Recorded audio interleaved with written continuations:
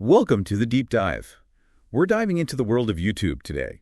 You've sent us some really interesting data and research on what it really takes to make it as a creator. And I'm excited to dig into this. Yeah, it's a fascinating landscape. We'll be exploring why so many creators struggle, the kind of competition they're up against, and some strategies that can help them break through all that noise. Yeah, and we're not going to sugarcoat anything. Yeah. One of the first things that jumped out at me was this stat. 88% of YouTube videos never even hit 1,000 views. Is that even possible with how many people are online these days? It's definitely a reality check for aspiring YouTubers. In the US, less than 100,000 channels have reached that silver play button mark of 100,000 subscribers. It really highlights how competitive it's become. Yeah, I can already feel the overwhelm creeping in. But we're not just going to dwell on the negative, are we? What about this idea of working class creators? They're trying to fit content creation into their already jam-packed lives. How do they even stand a chance against full-time creators with whole teams backing them up? It's definitely a David versus Goliath situation. Working class creators are putting in like 10 to 20 hours a week, squeezed between jobs and families, maybe even school. And then you have these full-time creators who are essentially running their channels like businesses, putting in 40 to 60 hours a week. The difference in output is enormous. So is there even any point in trying? Are we saying only those who can quit their day jobs have a shot at YouTube success? Not at all. Surprisingly, only about 3 million out of over 100 million channels are actually part of the YouTube Partner Program, which is how you monetize your content. So while it's competitive, it's not completely saturated.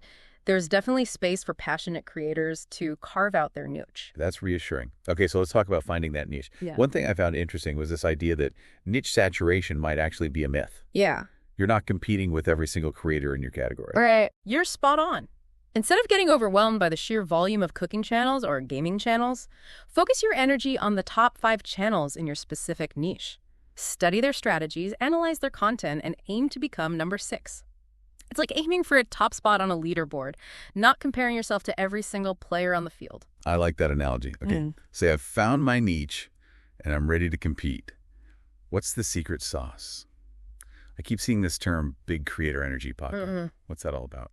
It's not about fancy studios or millions of subscribers. Big creator energy is about bringing that same level of effort and professionalism to your content as those top creators. Even if you're just starting out, it's about treating your channel like a business, even if it's not your full-time gig yet. So fake it till you make it. More like emulate the best until you become one of them. A big part of that is what our sources call packaging, how you present your content to the world. That means getting strategic about your topic, your title, your thumbnail, and even the timing of your release. It's like dressing up your video for a first date. You want to make a good impression. Oh. Okay, let's break down this packaging process. I'm intrigued by this C.L.I.C.K.S method for crafting titles. What does that stand for? C.A.E.C.K.S stands for Concise Leverage Psychology. Identify with the viewer compelling emotion, keyword research, and status social proof. Okay, so you want to keep it short and snappy, tap into the viewer's curiosity or emotions, use relevant keywords, and maybe even hint at your expertise. Exactly. You want to make them feel like they're missing out if they don't click on your video.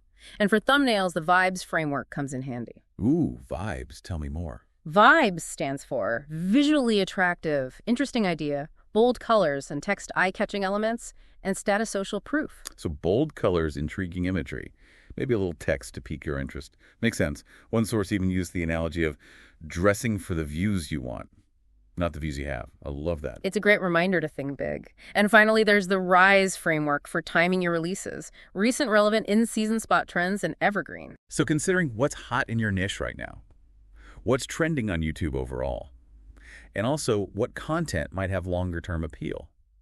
Okay, that's a lot to think about. It is, but mastering these elements can make a huge difference in how your videos perform. And speaking of performance, let's talk about the audience. This source argues that understanding your audience is crucial, and even suggests applying the concept of Ikigai, which I usually associate with finding your life's purpose to content creation. How does that even work?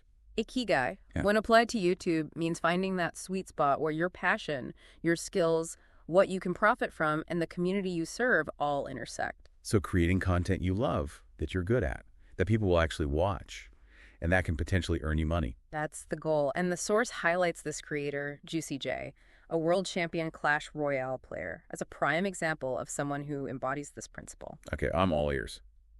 How did JuicyJay manage to turn his passion for a mobile game into a successful YouTube channel?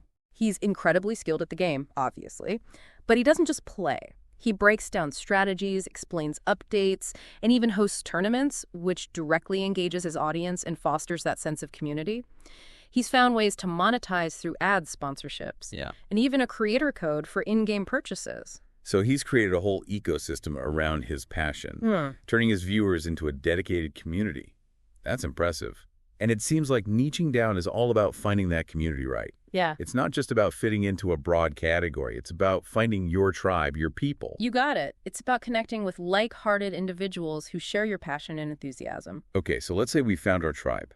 How do we keep them coming back for more? The source mentioned this focus framework for choosing topics that resonate with your audience. What does FOCUS stand for? It stands for Fits Audience Avatar Outlier Videos, adapting for context, uniqueness, and specific. Whoa, that's a lot to unpack. It is, but each element is vital for making sure your content is laser-focused on your target audience. So it's not just about choosing topics you find interesting, but about deeply understanding your audience and creating content that speaks directly to their needs and desires. Exactly. One particularly fascinating part of this framework is the emphasis on outlier videos. What are outlier videos exactly? Outlier videos are those that perform significantly better than the average video in your niche. They're like hidden gems that reveal what your audience really craves. By identifying and analyzing these outliers, you can get valuable insights into what's resonating and adapt those insights into your own content strategy. So it's like peeking behind the curtain to see what's working for others and then applying that knowledge to your own channel. That's brilliant. The source also mentions this tool called 1 of 10 that can help with this process. Yes, 1 of 10 is a fantastic resource for creators. It allows you to really dive deep into your niche and spot those outlier videos that might have otherwise gone unnoticed. It helps you leverage data to make smarter choices about your content. Okay, so I'm starting to understand the importance of data and analysis in all of this. But at the end of the day, doesn't it all come down to the quality of the content itself? How do you balance creating high-quality videos with actually getting them out there consistently? It's a constant balancing act. The source makes this interesting distinction between value and quality. They say packaging equals value, it attracts viewers. But quality equals experience, it keeps viewers engaged. So even if you have the most amazing content in the world, if it's not packaged effectively, it might never reach its intended audience.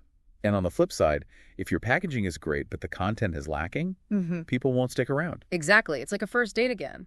You might be drawn to someone's looks, but if their personality is a dud, you're not going on a second date. And for YouTube, that second date is getting people to hit that subscribe button and come back for more.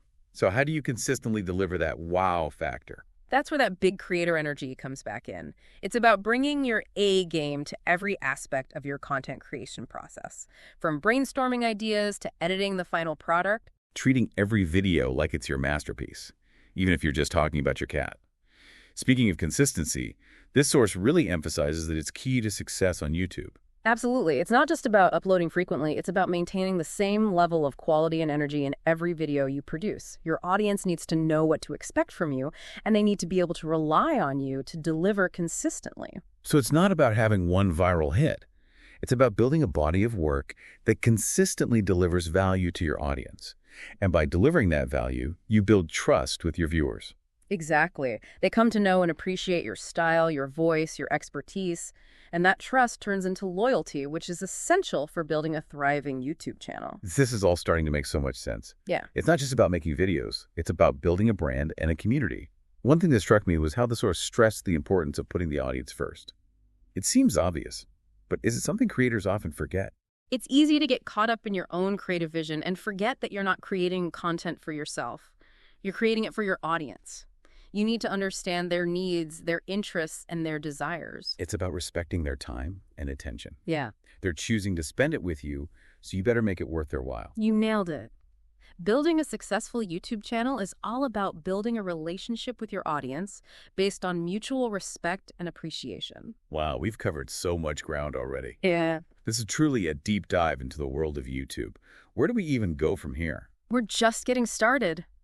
Up next, we'll delve even deeper into the strategies and tactics that can help you grow your YouTube channel and achieve your content creation goals. Welcome back to our deep dive into the world of YouTube. We've been unpacking a lot of information about the platform, From the reality check of those viewership stats to the importance of packaging and really understanding your audience. And now we're going to shift gears a bit. We'll be looking at some practical advice and insights that can help you create content that truly stands out. Yeah. Something that really resonated with me was this idea of not being afraid to experiment and learn from your mistakes. It's easy to get caught up in wanting everything to be perfect right from the start. Absolutely. I think a lot of creators get stuck in that perfectionist mindset, and it ends up holding them back. They're so afraid of failure that they never even hit publish. Right. But isn't failure a crucial part of the learning process? You kind of have to make mistakes to figure out what works and what doesn't. That's right. Every successful creator has a whole library of flops in their past. It's about embracing those failures as learning opportunities and using them to refine your approach. So don't be afraid to try new things. Step outside your comfort zone and push the boundaries a bit. Exactly. You don't have to get it right on the first try, or even the 10th try for that matter. It's about constantly iterating and improving based on the feedback you get from your audience and your own observations. Speaking of feedback, that seems like a valuable tool for growth. It definitely is. Feedback helps you identify your strengths and weaknesses, and it gives you guidance on how to improve your content. And that feedback doesn't always have to come from your audience. I mean, like getting feedback from other creators. Yes. The YouTube community can be surprisingly supportive. Don't be afraid to reach out to other creators in your niche for advice and support. You might be surprised by how willing they are to help. That's a good reminder. We often think of YouTube as this competitive space, but it sounds like there's also a lot of collaboration happening behind the scenes. There is, and that's one of the things I love about this platform. So remember, don't be afraid to ask for help or advice when you need it. There are a lot of people who've been in your shoes and are happy to share their experiences. And building on that idea of community, I wanted to circle back to something you touched on earlier. The source emphasized that content creation is actually like 8 jobs rolled into one. Can you elaborate on that? It's a great way to understand just how much goes into building a successful channel. Content creation isn't just about filming and editing videos. It's also about ideation planning, marketing, community management, data analysis, and even business development. There are so many hats you have to wear. That's a lot to juggle, especially for someone who's just starting out. It can be overwhelming.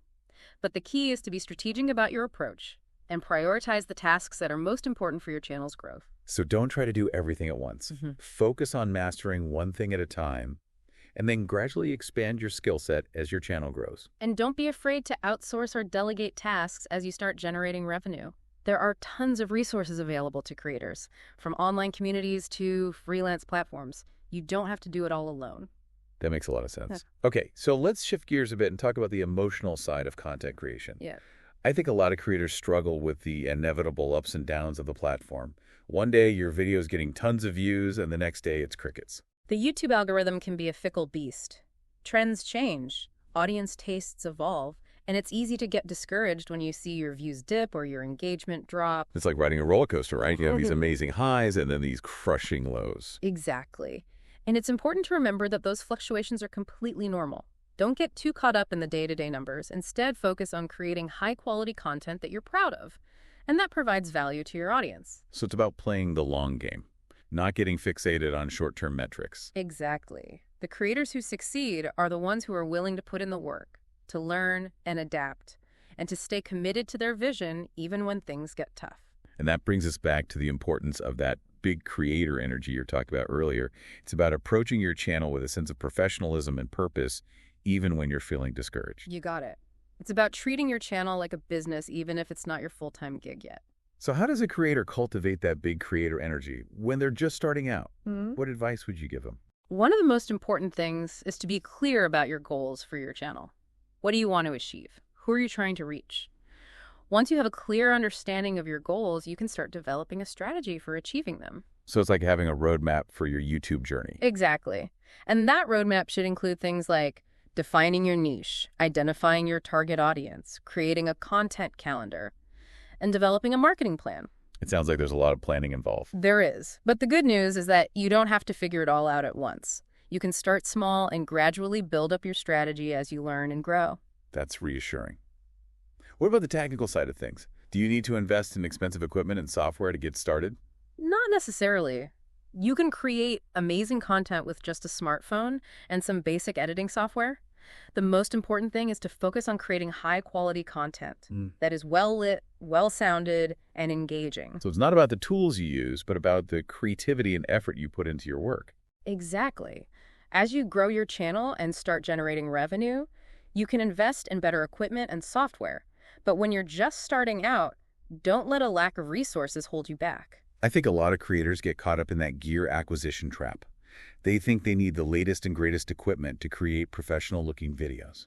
But the truth is, the content itself is far more important than the tools you use to create it. So what about the content itself? What are some of the key elements that make for engaging YouTube videos? There are a few things to keep in mind. First, your videos should be well-structured and easy to follow.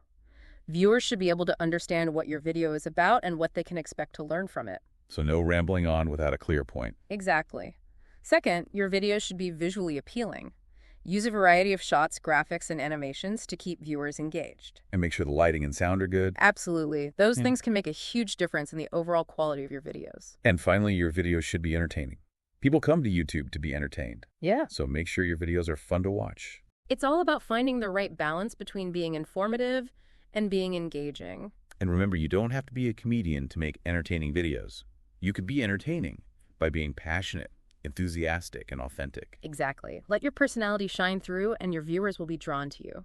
This has been so insightful. We've covered so much ground already, but I feel like we've barely scratched the surface. There's definitely a lot more to explore, but I think we've laid a solid foundation for understanding what it takes to succeed on YouTube. We've talked about the challenges, the strategies, and the mindset needed to thrive in this dynamic and ever-evolving space. And now it's time to synthesize all of this information into some key takeaways and leave you with some final thoughts to ponder as you embark on your own YouTube journey. Welcome back to the Deep Dive. We've been exploring the exciting and sometimes daunting world of YouTube content creation. We've covered a lot of ground, from the hard truths about competition to the importance of big creator energy, smart packaging, and building a genuine connection with your audience. Yeah, it's been quite a journey. Now, as we wrap up this deep dive, what are some of the key takeaways you want our listener to walk away with? One of the biggest things to remember is that success on YouTube isn't about luck or some magical viral moment. It's about putting in the work consistently, making smart decisions about your content, and deeply understanding who you're making those videos for. So no shortcuts or overnight sensations. It's about showing up day after day, delivering value, and nurturing that community around your shared passions. That's the heart of it. And remember, big creator energy isn't about having millions of subscribers or a fancy studio setup. It's about bringing a professional mindset to your channel, even if you're working from your bedroom. I think that's really empowering for creators who are just starting out. You don't need to wait for permission or the perfect circumstances to start creating great content. Exactly. And don't get caught up in trying to make everything perfect from the get-go. Focus on making small improvements with each video you create. Each upload is a chance to learn and refine your craft. It's all about progress, not perfection. And speaking of progress, let's talk about packaging one last time. Those first impressions really do matter, don't they? They're crucial. Your title, thumbnail, and the first few seconds of your video are often the only chance you have to capture a viewer's attention. Think of it as your elevator pitch for why someone should spend their precious time watching your content. So investing time in crafting eye-catching thumbnails, writing compelling titles, and creating those attention-grabbing intros can make a huge difference in how your videos perform. Absolutely.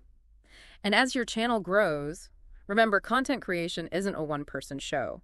Don't be afraid to seek help, delegate tasks, or even collaborate with other creators. That's a great point. Tapping into the YouTube community can provide support, fresh ideas, and even open doors to new opportunities. And most importantly, never lose sight of why you started creating content in the first place. Let that passion shine through. Let your unique voice and personality be a part of what draws people to your content. And don't be afraid to experiment, try new things, and push those creative boundaries. Exactly. That's how you discover what works, what resonates with your audience, and ultimately what brings you joy as a creator. So for our listener who is on the verge of hitting that upload button for the first time, or maybe feeling a little lost on their YouTube journey, what's the one piece of advice you want to leave them with? Remember, YouTube is a marathon, not a sprint. Success takes time, effort, and a whole lot of heart. But most importantly, have fun with it. Let your creativity run wild and don't be afraid to put yourself out there. Those are words to live by. I'm feeling inspired to hit record myself. But for now, we've reached the end of our deep dive. We hope this episode has provided you with the knowledge and motivation to create something amazing. Go out there, create, connect, and most importantly, enjoy the journey. Until next time, happy YouTubing.